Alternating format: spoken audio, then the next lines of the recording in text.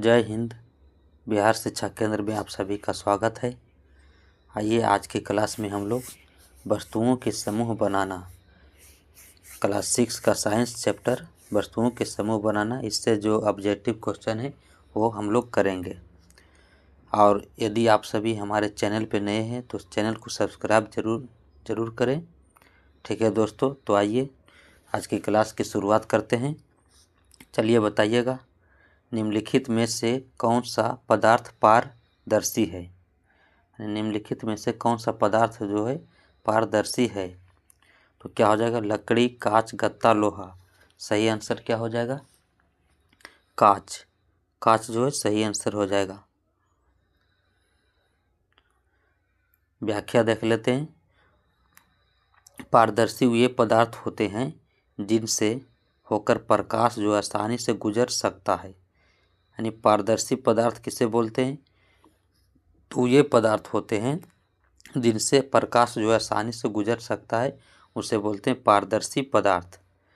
और हम दूसरी ओर की वस्तुओं को स्पष्ट देख सकते हैं, उसे क्या बोलते हैं? पारदर्शी पदार्थ। यानी जिससे प्रकाश आसानी से गुजर सकता है और हम दूसरी ओर की वस्तुओं को स्पष्ट देख सकते हैं, उसे बोलते हैं पारदर्शी पदार्थ।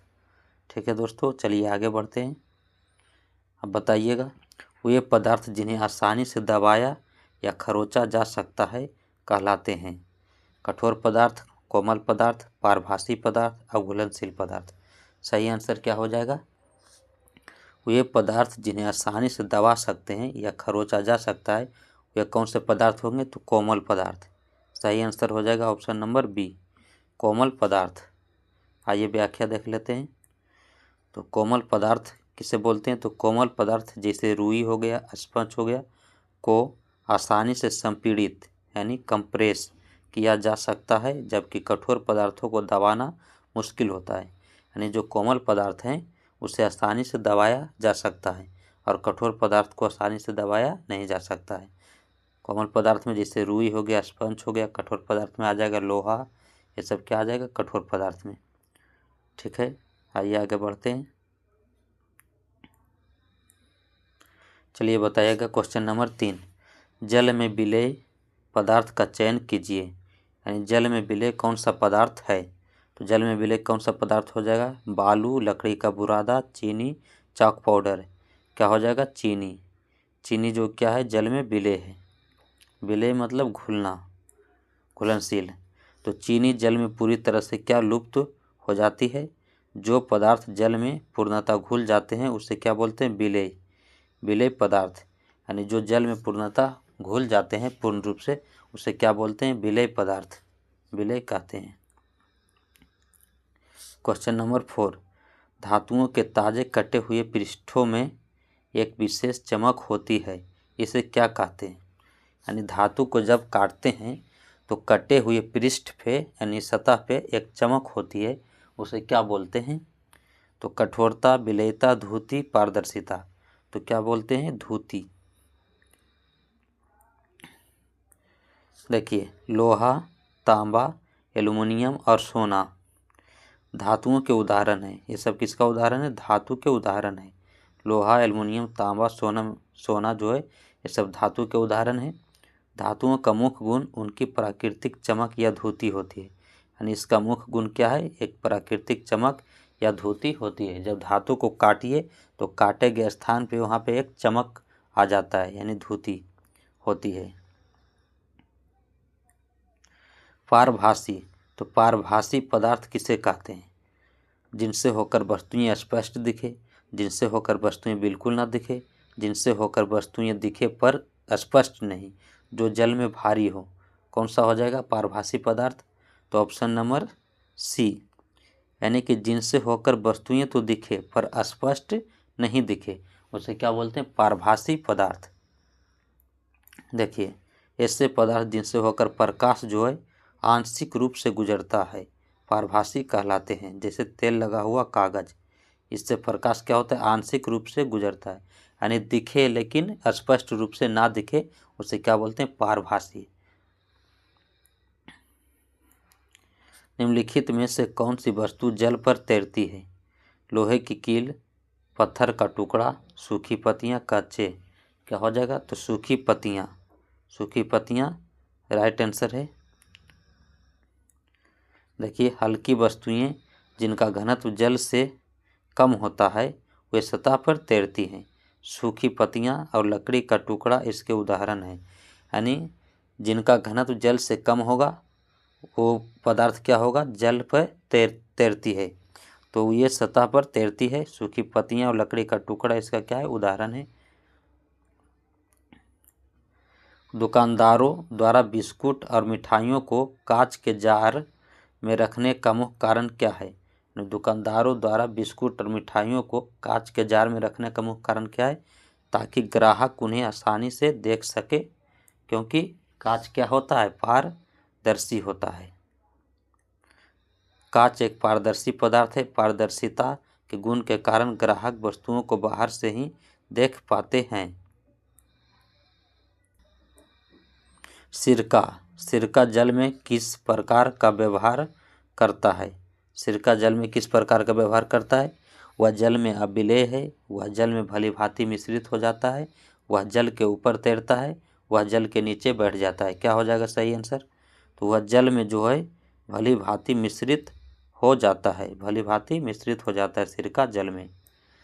सिरका एक ऐसा द्रव है जो जल में पूर्ण विलेय मिश्रणीय है। चलिए आगे बढ़ते हैं। ऑक्सीजन गैस का जल में विलीन होना क्यों आवश्यक है? क्यों आवश्यक है? बादलों के निर्माण के लिए, कि जलीय जंतुओं एवं पौधों की उत्तरजीविता के लिए, जल को शुद्ध करने के लिए, आग बुझाने के लिए। क्या हो जाएगा सही आंसर? ऑक्सीजन जो है गैस का, ऑक्सीजन गैस का जल में विलीन होना क्यों आवश्यक है? तो सही आंसर हो जाएगा जलीय जंतुओं एवं पौधों की उत्तरजीविता के लिए। जल में घुली हुई ऑक्सीजन का उपयोग मछलियाँ तथा अन्य जलीय जीव जो शोषण के लिए करते हैं। जल में जो घुली हुई ऑक्सीजन है उसका उपयोग कौन लोग करते हैं? मछलियाँ और अन्य जो जलीय जीव जंतु हैं शोषण में उपयोग करते हैं ऑक्सीजन का। निम्नलिखित में से असंगत समूह को पहचानिए। एल्युमिनियम, आयरन, तांबा, गुलाब, चमेली, गेंदा, चीनी, नमक, रेत, कुर्सी, मेज, अलमारी। क्या हो जाएगा सही आंसर? तो चीनी, नमक, रेत, ये जो क्या है? असंगत है। देखिए, चीनी और नमक जल में विलेय हैं, जबकि रेत क्या है? अविलेय है। बाकी अन्य समूहों में सभी वस्तुएं एक ही श्रेणी के हैं, जैसे धातु फूल के हैं सभी, और सभी के सभी फर्नीचर हैं। तो धातु, फूल और फर्नीचर तीनों के तीनों क्या है? एक हैं, लेकिन ये जो है अलग है। चीनी, नमक क्या है? घुलनशील, लेकिन रेत घुलनशील नहीं है। तेल लगा हुआ कागज उदाहरण है पारदर्शी का कि अपारदर्शी, कि पारभासी, कि विलेय। तो क्या हो जाएगा? तेल लगा हुआ कागज किसका उदाहरण है? पारभासी का, यानी पारभासी पदार्थ। तो जब कागज पर तेल लग जाता है तो उसके आर पार धुंधला दिखाई देने लगता है, जो पारभासी होने का क्या है? लक्षण है। तांबे का तार और लकड़ी का लट्ठा में मुख्य अंतर क्या है? तांबे का तार और लकड़ी का लट्ठा में मुख्य अंतर क्या है? तो चमक का मुख्य अंतर है। तांबा एक धातु है जिसमें चमक होती है, जबकि लकड़ी क्या है? धूतिहीन होती है, यानी इसमें चमक नहीं होती है। अपारदर्शी वस्तु का चयन करें। अपारदर्शी वस्तु कौन सा है? स्वच्छ जल, वायु, लकड़ी का बॉक्स, पॉलीथीन की पतली शीट। क्या हो जाएगा अपारदर्शी वस्तु? लकड़ी का बॉक्स। लकड़ी का बॉक्स क्या है? अपारदर्शी है। लकड़ी के आर पार प्रकाश नहीं जा सकता, इसलिए हम इसके दूसरी ओर की वस्तुओं को नहीं देख सकते। तो क्या हो जाएगा? ये जो है अपारदर्शी है। लकड़ी का बॉक्स क्या है? अपारदर्शी है। क्यों? क्योंकि इससे जो प्रकाश होकर नहीं गुजर सकती, इसलिए हम इसके दूसरी ओर की वस्तुओं को नहीं देख सकते, इसलिए ये क्या है? लकड़ी जो है अपारदर्शी है। हथेली को जलते हुए टॉर्च के ऊपर रखने पर वह कैसी दिखती है? तो कैसी दिखती है? पारभासी। हथेली को जलते हुए टॉर्च के ऊपर रखने पर वह जो है पारभासी दिखती है। देखिए, हथेली से कुछ प्रकाश छनकर बाहर आता है जिससे वह लाल चमकती हुई पारभासी प्रतीत होती है। लाल चमकती हुई पारभासी प्रतीत होती है। चलिए क्वेश्चन नंबर 15, पदार्थों को विभिन्न समूहों में बांटने का सबसे बड़ा लाभ क्या है? गुणों का अध्ययन और सुविधा। पदार्थों को जो विभिन्न समूहों में बांटने का सबसे बड़ा लाभ क्या है? गुणों का अध्ययन और सुविधा। देखिए, समूहन से हम वस्तुओं को आसानी से क्या कर सकते हैं? ढूंढ सकते हैं और उनके विशिष्ट गुणों का क्रमबद्ध अध्ययन कर सकते हैं।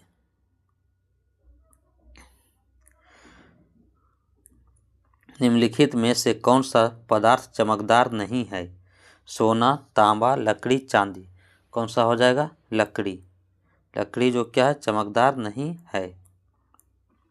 लकड़ी अधातु है और इसमें प्राकृतिक धुती यानी कि चमक नहीं होती है। जल में विलेय गैस का उदाहरण है नाइट्रोजन, मीथेन, ऑक्सीजन, हाइड्रोजन। क्या हो जाएगा? जल में विलेय गैस का उदाहरण ऑक्सीजन। ऑक्सीजन जो क्या है? जल में विलेय होता है, घुलनशील। कुछ गैसें जल में विलेय होती है जिनमें ऑक्सीजन क्या है? सबसे प्रमुख है। सरसों का तेल जल के साथ क्या करता है? घुल जाता है कि गायब हो जाता है? ऊपर एक अलग परत बना लेता है कि रंग बदल देता है?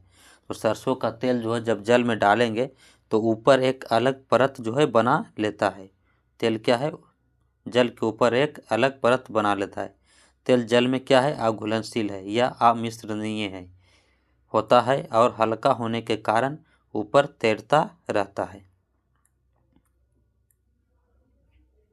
कंकड़ जल में जबकि सूखी लकड़ी। कंकड़ जो है जल में क्या होता है? जल में डूबता है, जबकि सूखी लकड़ी जल में क्या होती है? तैरती है। तो कंकड़ जल में डूबता है जबकि सूखी लकड़ी तैरती है। कंकड़ जल से भारी होने के कारण डूब जाता है जबकि लकड़ी जो है हल्की होने के कारण तैरती है। कोमल पदार्थ का उदाहरण है। कोमल पदार्थ का उदाहरण कौन सा हो जाएगा? लोहा, पत्थर, स्पंज, कांच। क्या हो जाएगा सही आंसर? स्पंज। स्पंज जो है कोमल पदार्थ का उदाहरण है। स्पंज को आसानी से दबाया जा सकता है इसलिए यह क्या है? कोमल पदार्थ है।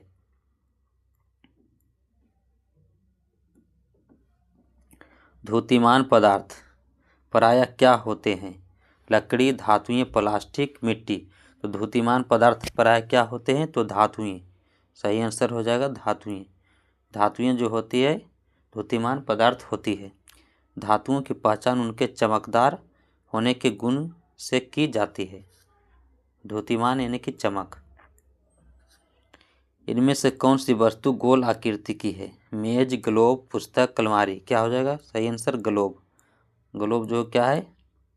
पृथ्वी का एक गोल मॉडल है। ग्लोब पृथ्वी का एक गोल मॉडल है। क्या सभी गैसें जल में अविलेय होती है? क्या सभी गैसें जो है जल में अविलेय होती है? हाँ, नहीं, कुछ गैसें विलेय होती, केवल भारी गैसें, केवल जहरीली गैसें। नहीं, कुछ गैसें क्या होती है? विलेय होती है। कुछ गैसें जो है विलेय होती है यानी घुलनशील होती है। ऑक्सीजन, जैसे ऑक्सीजन जैसी गैसें जल में क्या होती है? घुलती हैं, जबकि नाइट्रोजन जैसी गैसें प्रायः नहीं घुलती है।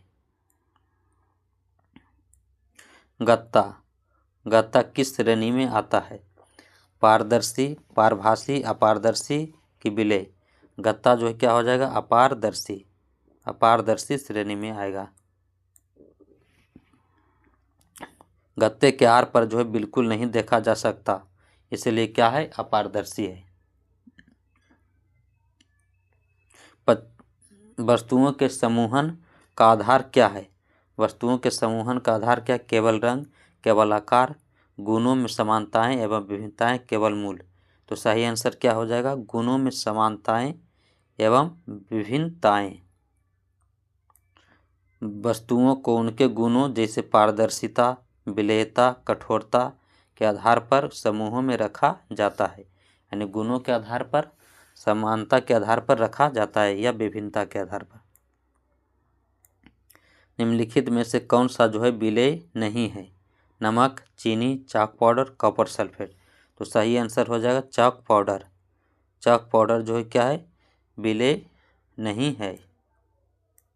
चाक पाउडर जल में नहीं घुलता और कुछ समय बाद तली में बैठ जाता है।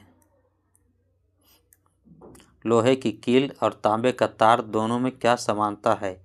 दोनों पारदर्शी हैं, दोनों कोमल है, दोनों धुतिमान यानी धातु हैं, दोनों जल में तैरते हैं।